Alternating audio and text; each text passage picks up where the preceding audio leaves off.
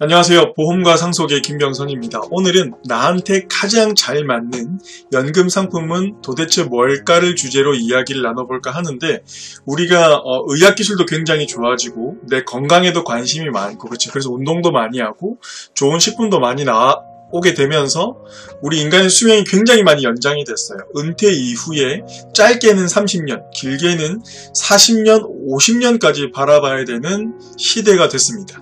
그렇게 되면서 우리가 소득이 이제 끊기고 그 이후에 연금으로 생활을 해야 되다 보니까 연금 상품에 대한 관심이 굉장히 높아진 게 사실입니다. 그래서 오늘은 연금 준비하기 오문오답에 대해서 이야기를 진행을 해볼까 합니다. 제가 지금 채널명이 보험과 상속이지만 그 이전에는 주식하는 설계사였죠. 그쵸? 그래서 오늘은 이 내용을 조금 더 심도 깊게 간략하게 이야기 나눠보도록 하겠습니다.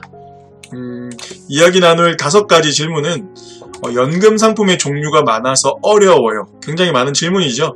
연금 상품 종류가 많은 것 같은데 이걸 조금 더 명쾌하게 여러분들께 설명드리고, 그 중에서 투자형도 있고 이자형이 있는데 어떤 걸 선택해야 되는지 여러분들 기준을 제가 만들어 드릴게요.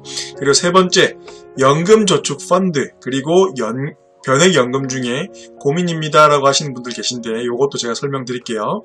그리고 사업비가 너무, 이건 보험 얘기죠. 변액연금이나 어쨌든 보험 상품 얘기인데, 사업비가 너무 아깝다고 하시는 분들에게 사업비에 대해서 제가 좀 다른 면, 이면을 제가 설명을 해드릴게요. 그리고 5번째, 투자형 연금 상품은 관리가 중요하다던데 어떻게 관리를 해야 되는지 여러분들께 같이 공유하는 시간 갖도록 하겠습니다. 자, 이야기 나누기 전에 제가 가지고 있는 자격, 여러분들께 잘 안 보이죠? 여기에 있는 게 증권투자 권유대행인, 그리고 펀드투자 권유대행인, 퇴직연금 모집인, IRP 이런 것들 취급할 수 있는 자격이에요. 그리고 생명보험, 손해보험, 변액보험 자격 관련된 사항들 취득하고 있어서 여러분들께 이런 설명들을 조금 더 쉽게 종합적으로 드릴 수 있는 것 같아요. 한쪽으로 편향된 설명이 아니라 증권, 펀드, 보험 전부 다 자격을 가지고 있으니까 조금 더 균형 잡힌 설명을 드릴 수 있지 않을까 생각이 됩니다. 좀 더 길어지기 전에 빨리 진행해 볼게요. 첫 번째, 쓰면서 할게요. 연금 상품의 종류가 많아서 어려워하시는 분들이 있으세요. 그래서 제가 금융사별로 설명을 해드릴게요. 은행이 있고요, 증권사가 있고, 그리고 보험사가 있습니다. 요거 말고 우리 금융사 없죠. 금융 3사라고 부르죠. 은행에는 연금저축신탁이라고 하는 게 있고요, 증권사에는 연금저축펀드, 그리고 요즘에 핫하죠, IRP라는 게 있습니다. 개인형 퇴직연금 계좌라고 하는 거죠.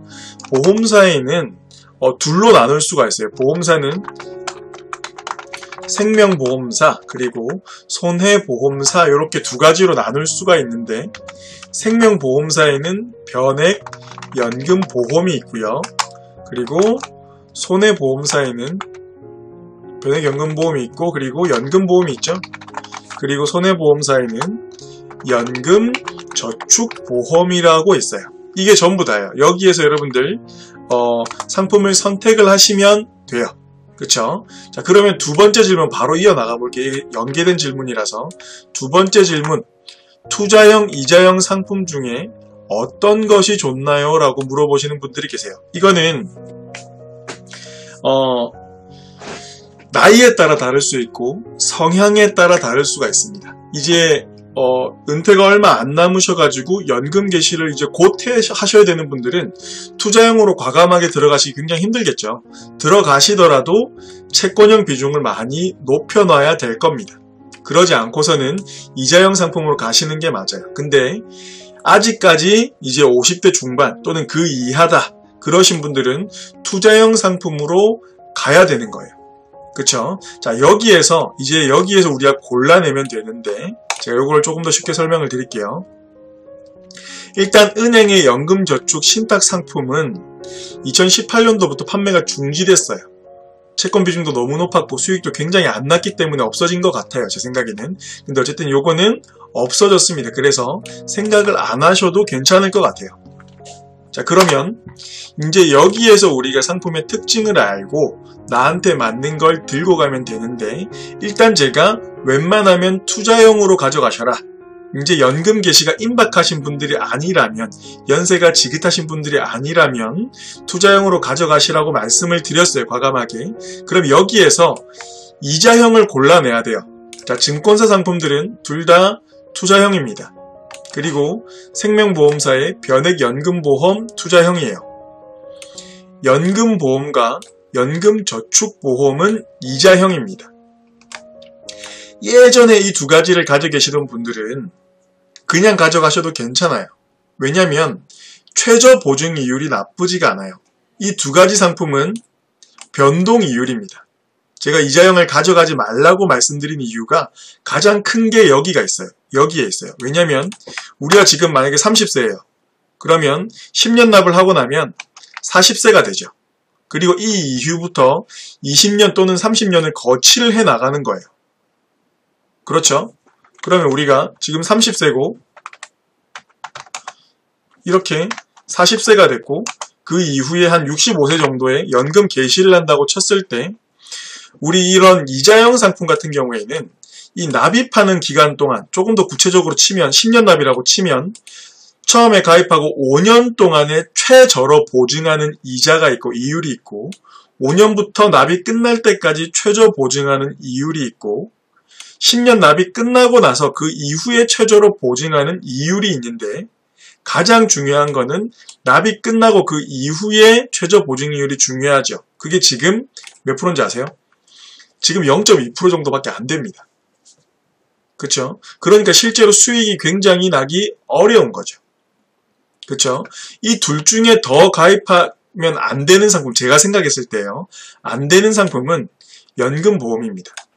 왜냐하면 연금저축보험은 우리 연말정산할 때, 그쵸? 세액공제라도 되잖아요. 세액공제가 작게는 13.2%, 많게는 16.5%의 세액공제가 되기 때문에 그냥 단니 이익이라고 생각해도 괜찮을 것 같아요.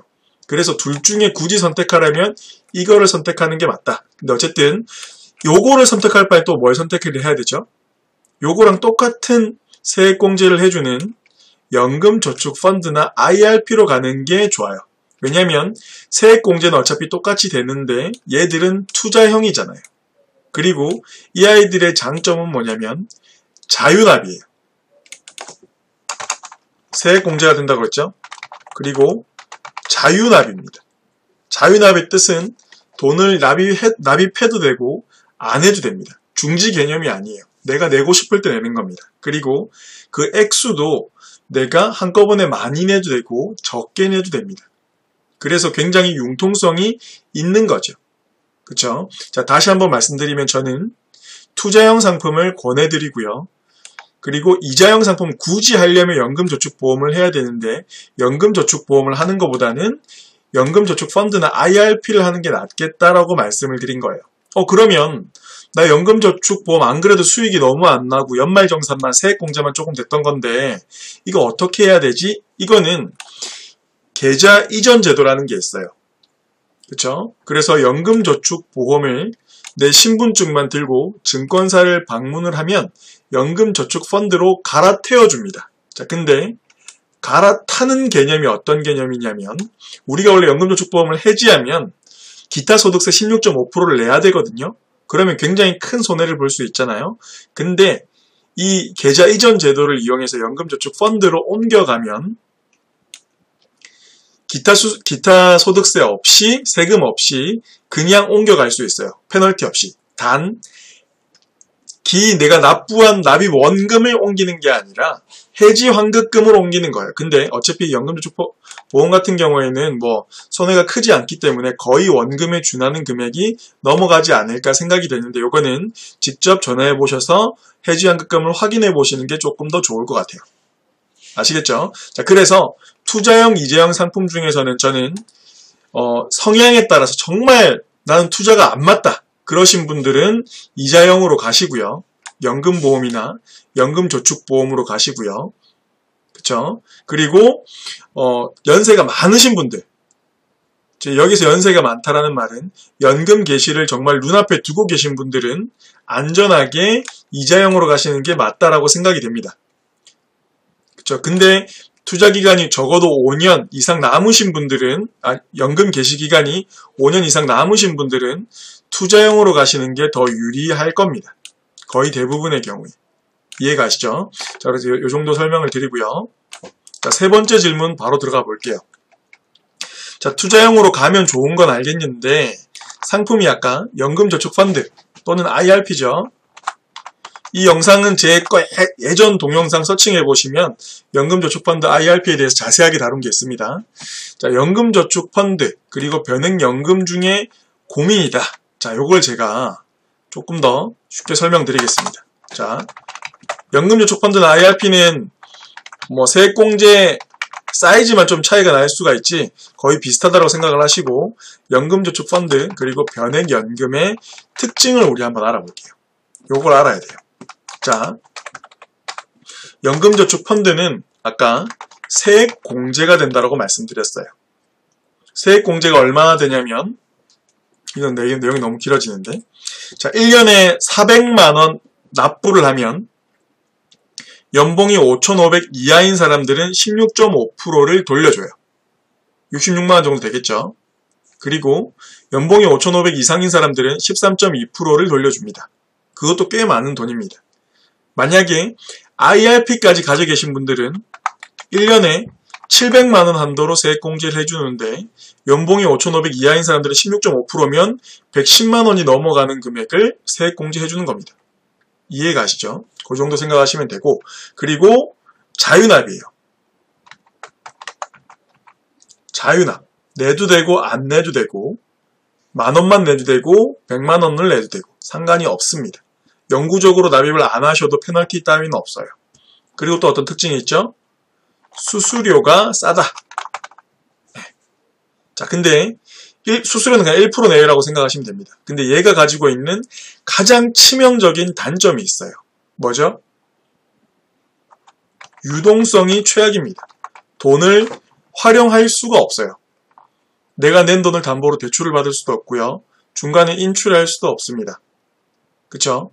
뭐 몇 가지 상황, 5, 6가지 상황에 대해서 이거를 사용할 수 있게 해주는데 그거는 내가 부양하는 가족의 요양 상태나 뭐 천재지변 이런 정말 엄청 어려운 경우에만 쓸 수 있기 때문에 내가 만약에 거의 대부분의 분들이 세액공제에 욕심을 내서 돈을 많이 납부해서 나중에 몇백만원, 몇천만원이 쌓였는데 이제 결혼을 하고 애를 낳고 애들 학원을 보내고 이렇게 하다 보니까 거기에 있는 몇천만원이 너무 절실한 거예요.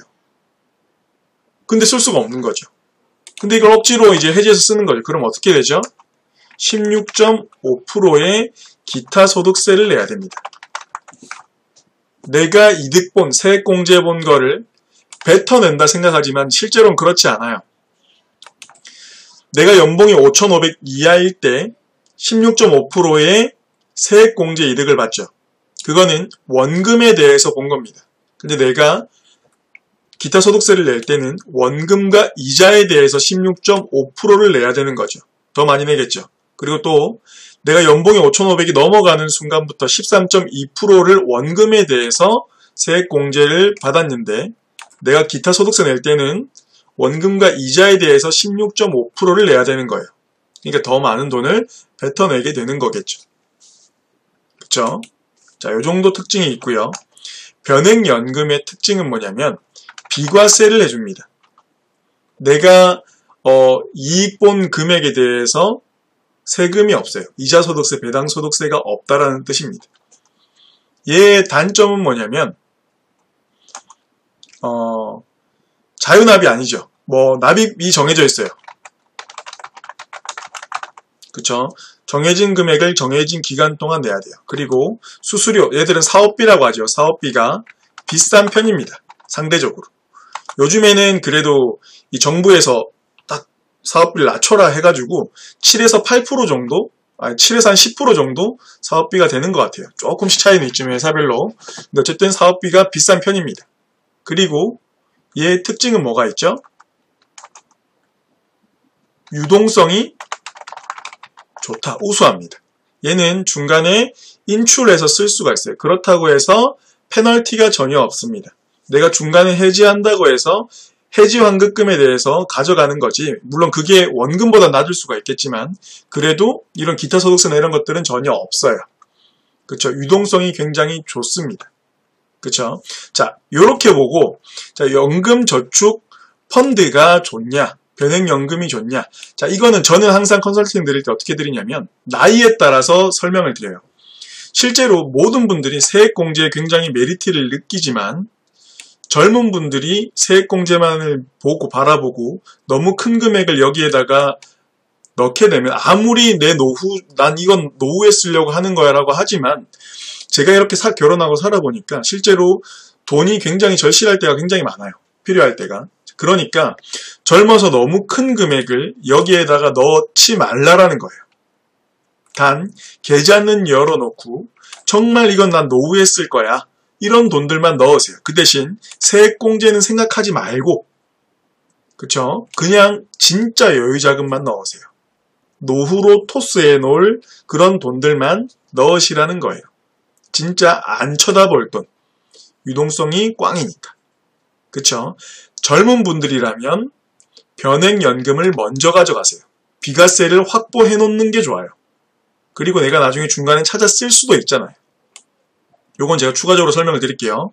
자, 그리고 연세가 많으신 분이라면 이제 40대 중반 후반 넘어가면서 나 이제 우리 애들 대학 갈 때 돈 정도는 세이브 해놓고 결혼 자금은 이렇게 모아놓으면 이렇게 준비하면 되겠지.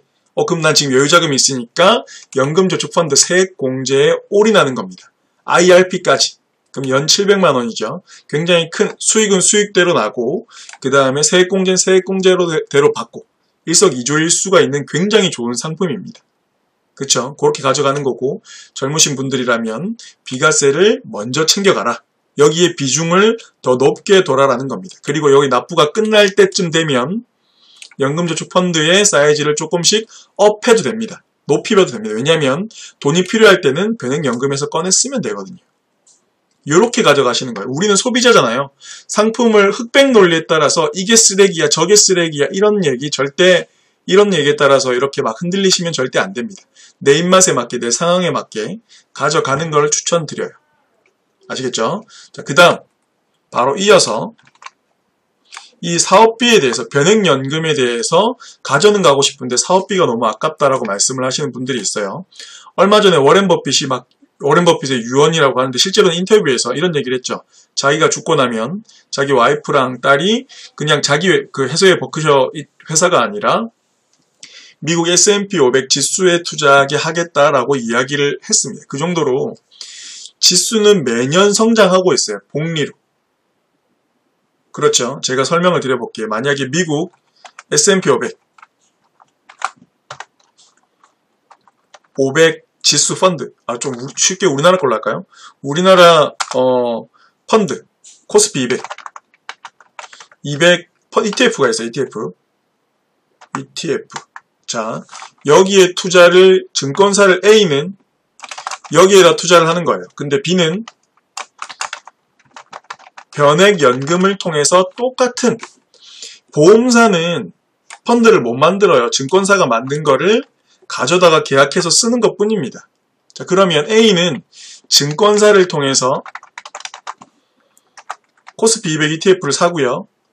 B는 변액연금 보험사를 통해서 코스피 200 ETF를 똑같은 ETF를 샀다고 칠게요. 같은 날, 같은 가격에 똑같은 금액을 사서 10년 동안 1억을 넣습니다. 1억. 자, 1억. 이것도 제가 예전에 설명을 한 적이 있어요. 1억. 자, 1억을 내는 동안에 증권사는 수수료를 얼마를 내냐면 100만원 전후로 내게 될 거예요. 수수료가 굉장히 싸죠. 보험사는 한 700만원 정도, 한 800만원 정도를 납부하게 될 거예요. 사업비라고 하죠. 좀 많이 내죠. 그리고 시간이 지나서 지수는 장기간으로 두면 상승할 수밖에 없어요. 근데 어쨌든 시간이 지나서 그 돈이 2억 원이 됐어요. 근데 얘는 사업비를 더 많이 냈으니까 조금 더 늦게 2억 원이 됐겠죠. 시간이 더 오래 걸렸겠죠. 그쵸? 자, 이때 자, A는 이 2억 원 그쵸? 다시 말하면 1억을 벌은 거니까 그 1억에 대해서 세금을 얼마나 내야 될까? 그쵸? 얼마를 내야 될까요? 여기에서 이자소득세가 나오는 겁니다, 여러분들. 15.4%를 내야 돼요. 근데 2천만 원까지는 15.4%가 맞고요. 2천만 원을 초과하는 8천만 원은 어떻게 되죠? 종합과세가 되는 겁니다. 종합과세. 그 해년도에 내 연말정산 과세표준 구간에 8천이 플러스 되는 거예요. 8,800만 원이 35%죠. 그쵸? 종소세. 그 해년도에 내 세금은, 이 1억에 대한 세금은 실제로 30%에 육박하는 세금을 내게 될 거예요. 근데 이 B씨는 어떻게 되죠? B씨는 그 1억을 추가로 벌은 거에 대해서 세금이 한 푼도 없어요. 그걸 비과세라고 하죠. 비과세가 이런 거예요, 여러분들. 예. 우리가 장기적으로도 이렇게 수익이 날 수밖에 없고 그 이득에 대해서 세금이 없는 겁니다. 이자가 많으면 많을수록 비과세의 가치는 굉장히 큰 거예요. 자, 근데 이 B씨는 이 비과세를 어떻게 얻었죠? 사업비 800만 원을 주고 이 비과세를 산 겁니다, 여러분. 사업비는 그렇게 이해하시는 게 좋아요. 펀드 변경 수수료도 없고요. 이제 이 B씨가 이 800만 원을 내면서 얻은 거는 비과세 기능을 얻었고요. 그리고 펀드 변경 수수료가 얘는 계속해서 1%를 원금 전체에 대해서 낼 때 얘는 펀드 변경 수수료도 없습니다. 코스트 에버리징도 무료고요. 그런 기능을 이 사업비를 주고 사는 겁니다. 그래서 기간이 길어지면 길어질수록 B씨가 유리해지는 거예요. 단 기간이 짧은 기간만 투자하겠다, 5년만 투자하겠다 이러신 분들은 A로 가는 게 훨씬 더 현명하겠죠. 어차피 이자도 얼마 안 났고 굳이 사업비 그렇게 낼 바에는 수수료 낮은 거 내고 가져가는 세금 조금 내더라도 가져가는 게 이득이겠죠. 근데 기간이 길어지면서 수익이 많이 나면 많이 날수록 비과세의 기능은 엄청 더 부각될 겁니다. 아시겠죠? 이 정도로 이해하시면 좋을 것 같아요. 자, 마지막 질문. 자, 투자형 연금 상품은 관리가 중요하던데 라고 이야기를 하십니다. 굉장히 중요합니다. 관리는 사실은 모든 게 스스로 하는 겁니다. 우리가 그냥 돈을 이렇게 위탁해서 맡기는 게 아니라면 다 내가 해야 되는데 기본적으로 그냥 아무 생각 없이 이렇게 펀드로 가세요, 이렇게 가세요라고 제가 알려드리는데 그렇게 드린다고 하더라도 그냥 이렇게 하다기보다 지금 왜 이 펀드가 맞지? 난 지금 지금 시황을 보면 바꾸는 게 좋을 것 같은데 라고 질문 없이 카톡 하시는 분들 되게 많거든요. 그러면 제가 또 이렇게 피드백을 해드리고 그러면서 내 투자 센스도 늘어나는 거예요. 그러면서 내가 개인적으로 소액으로 주식도 한번 해보고 배당이라는 게 뭐지? 나이 들면 배당주가 굉장히 좋다던데 나도 배당 한번 받아볼까? 그러면 그런 거에서도 문의하시고 또 알려드리고 이러면서 내 노후에 연금 플러스 다른 금융소득 이자나 배당소득을 받을 수 있게 성장해 나가야 된다는 거예요. 이런 연금저축펀드나 변액연금이 하나의 매개체가 돼서 담당자와 피드백을 계속 해나가면서 강의도 받아가면서 성장해 나가는 겁니다. 그게 진정한 이런 서로 좋은 이런 긍정적인 영향을 주고받는 게 아닐까 생각이 됩니다. 그렇게 하기 위해서 지금 저는 밴드도 운영하고 있고 이런 스터디 톡방도 운영하고 있고 세미나는 이제 정기적으로 하려고 진행 중이지만 그렇게 하고 있는 거죠. 자, 어쨌든 이야기가 길어졌는데 아까 말씀드렸던 이 질문 대략적으로 많이 궁금해하시는 부분에 대해서 여러분들께 조금이나마 해소해드리고자 이야기를 나눠봤습니다. 지금 굉장히 고령화 시대가 되면서 노후에 대해서 막막한데 지금 당장 먹고 사는 것 때문에 신경을 못 쓰고 계신 분들이 많지만 자동차 사는 거랑 연금 준비하는 거는 이성적으로 하는 게 아닙니다, 여러분들. 무조건 올 미래고 피할 수 없는 미래니까 이성적으로 판단하지 마시고 돈 뚝 잘라서 넘기셔야 돼요. 내 미래로, 내 노후를 위해서 저축을 하셔야 된다는 거 여러분들 꼭 기억하시고 감사합니다. 김병선이었습니다.